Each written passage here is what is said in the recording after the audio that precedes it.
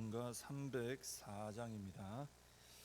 그 크신 하나님의 사랑 말로 다 형용 못하네. 저 높고 높은 별을 넘어 이 낮고 낮은 땅 위에 죄범한 영혼 구하려 그 아들 보내사 화목제물 삼으시고 죄 용서하셨네. 하나님 크신 사랑은 측량 다 못하네. 영원히 변치 않는 사랑 성도여 찬양하세. 외로운 시절 지나가고 땅 위에 영화 쇠할 때 주 믿지 않던 영혼들은 큰 소리 외쳐 울어도 주 믿는 성도들에게 큰 사랑 베푸사 우리의 죄 사했으니 근해 잊을까. 하나님 크신 사랑은 측량 다 못하네. 영원히 변치 않는 사랑 성도여 찬양하세.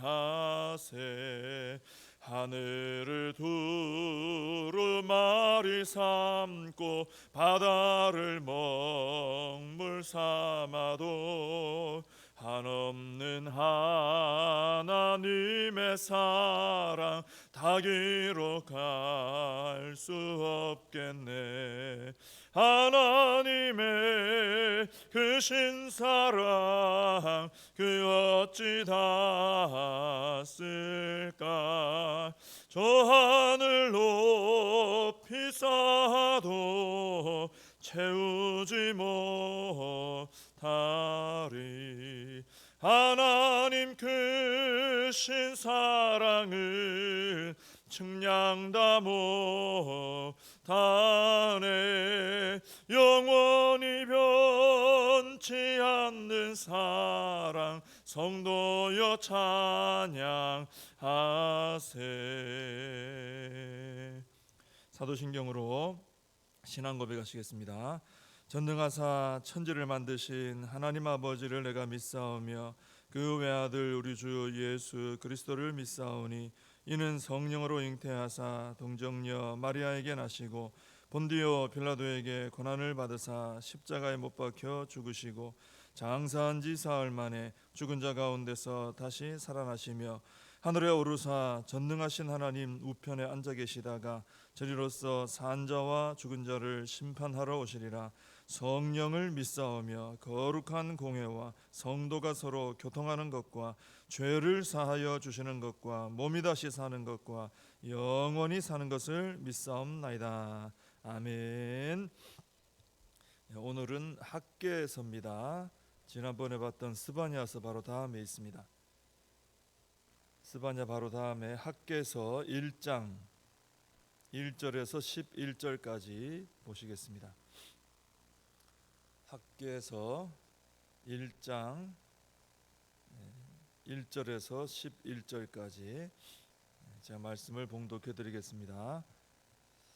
다리오 왕 제2년 여섯째 달 곧 그 달 초하루에 여호와의 말씀이 선지자 학개로 말미암아 스알디엘의 아들 유다 총독 스룹바벨과 여호사닥의 아들 대제사장 여호수아에게 임하니라. 이르시되 만군의 여호와가 이같이 말하여 이르노라.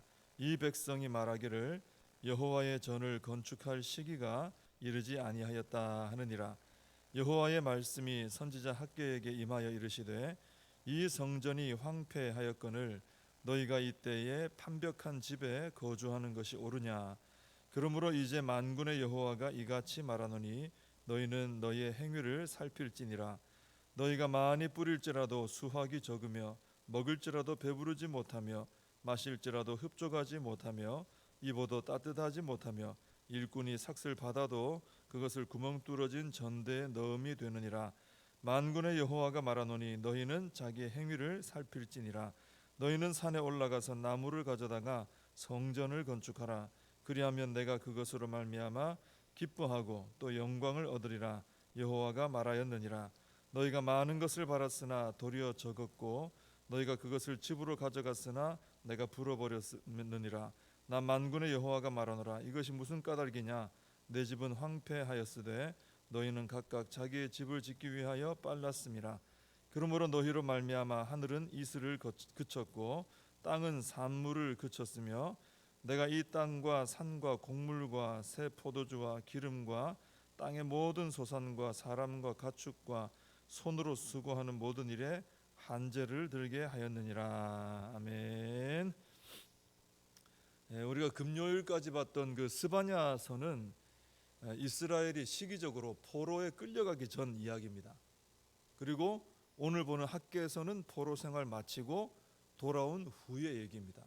구약의 선지서는 크게 보면은 포로 생활 끌려가기 전에 계속 경고하시는 내용으로 된 선지서가 있고, 또 하나는 포로 생활 중에 주신 선지서가 있고, 또 하나는 포로 생활 돌아온 후에 주신 선지서가 있고, 이렇게 크게는 세 시간대별로 이렇게 세 개로 나눠질 수 있습니다. 오늘 이 학개서는 이제 포로 생활 끝났어요. 끝나고 돌아온 후에 일어난 일을 보여주고 있습니다. 자, 이제 포로 생활을 마치고 돌아왔기 때문에 얼마나 이 이스라엘 백성들이 기대감이 있겠습니까? 야, 이제 모든 게 회복되겠구나. 또 예전에 다윗 왕조의 그 영광을 회복하겠구나. 그러면서 하나님께서 이제 성전 건축, 이제 성전을 재건하도록 이제 돌아오게 했기 때문에 처음에 와서는 성전 재건에 힘을 쏟았습니다. 근데 이제 오늘 말씀에 나오지 않지만 오늘은 이제 그 이후의 얘기니까요. 성전을 이제 재건하는데 대적자들이 가만히 있질 않는 거예요. 엄청나게 회방을 했습니다. 그 바람에 성전 재건이 중단돼 가지고 지금 한 15년 정도 중단된 상태예요. 지금 그 상황에서 이 말씀이 이제 전개가 되는 겁니다. 자, 이런 상황에서 하나님 말씀이 선지자 학개에게 임했고, 그 당시에 지도자들이었던 유다 총독 스룹바벨, 이 스룹바벨은 다윗 왕가의 왕족입니다. 왕족이고요. 대제사장 여호수아, 이런 사람들에게 하나님 말씀이 임했습니다. 이 학개 선지자를 통해 전해진 말씀이 2절 이하에 나오는데, 2절에 보시면 그런 말씀이 나오죠. 만군의 여호와가 이같이 말하여 이르노라. 이 백성이 말하기를 여호와의 전을 건축할 시기가 이르지 아니하였다 하느니라. 이게 당시 이스라엘 백성들이 늘 하는 말이에요. 아직 때가 아닌가 봐. 때가 아니야. 이제 그런 얘기를 하는 거죠. 그러니까 이스라엘 백성들이 아주 그 돌아와서 수월하게 모든 일이 될 줄 알고 성전 재건도 하고 이렇게 했는데, 대적들이 엄청나게 회방을 하는 바람에 금방 이제 포기해버린 그 모습을 지금 하나님께서 지적을 하시는 거예요. 그리고 15년 이상 다시 시작을 못하고 있으니까 이제는 아예 그냥 마음을 닫아버리는, 지금 때가 아닌 거지 뭐, 그리고 이제 지나가 버리는 그들의 모습을 하나님께서 2절 말씀을 통해 이제 지적을 해주시는 겁니다. 이제 겉으로는 핑계가 뭐예요? 성전 건축할 시기가 아닌가 봐. 저렇게 대적들이 회방을 하고 때가 아닌가 봐. 이게 겉으로는 그런 핑계를 대지만 사실은 이스라엘 백성들 마음에 이제 성전 건축에 대한 마음은 이제 떠나버린 거예요.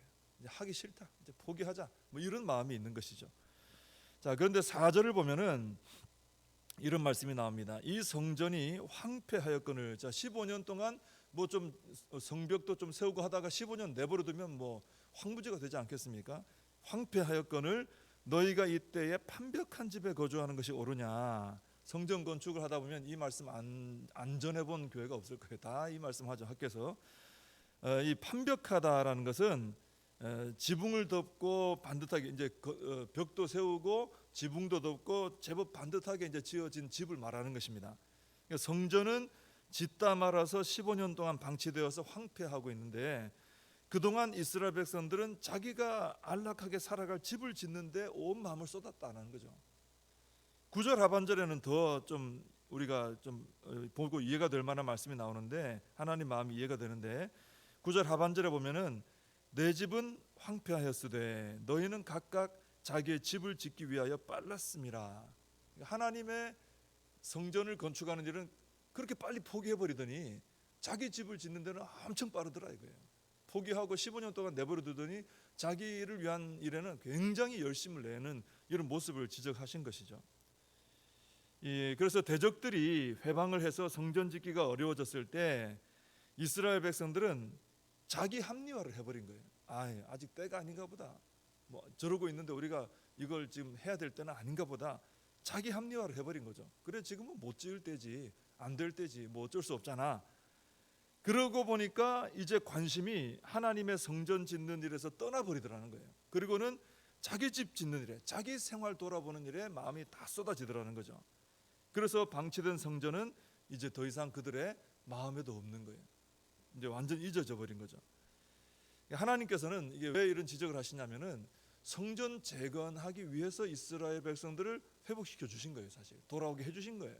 그래서 이방의 그 나라 왕인 고레스 왕이라는 분이 있는데 그분의 마음까지 돌이켜서 이스라엘 백성들이 돌아와서 성전 재건할 수 있도록 하나님께서 열어주신 겁니다.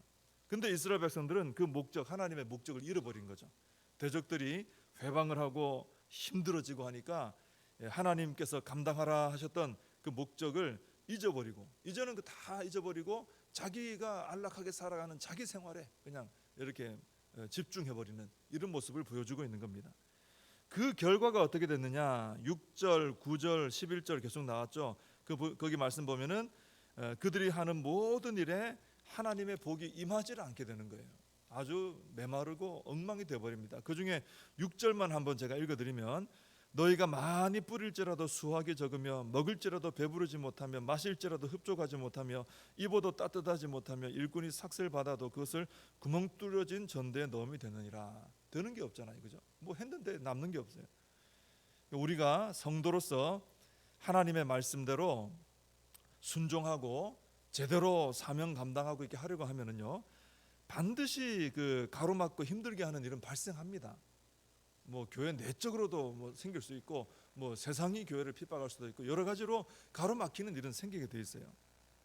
우리가 지금 수년간 경험하고 있는 이 코로나 사태도 뭐 그렇다고 우리가 그런 것이라고 우리가 볼 수 있습니다. 이런 경우에 그러니까 우리가 뭔가 열심히 하려고 할 때 뭔가 핍박이 있거나 회방이 있거나 장애물이 있거나 이럴 때 우리가 잘 처신해야 된다는 것입니다.